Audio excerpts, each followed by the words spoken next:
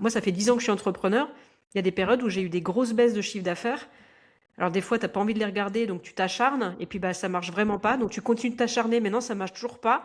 Donc du coup, tu dis: «OK, il y a peut-être un message là quand même» et en fait, le message, c'est le réalignement. Donc travailler sur ce qu'on veut, sur sa vision, sur ce qu'on désire, c'est vraiment important pour toujours se dire: «OK, est-ce que la direction que j'ai prise, elle est bonne?» Et parfois, quand on commence à gagner de l'argent, on a peur de devenir une autre personne, mais des fois, quand on commence à gagner de l'argent, c'est inconscient, je pense, mais on se dit: «Tiens, je pourrais peut-être en avoir un petit peu plus. Tiens, je peux» et du coup, on sort de son cœur, on sort de sa vision à ce moment-là, et là, faut recentrer.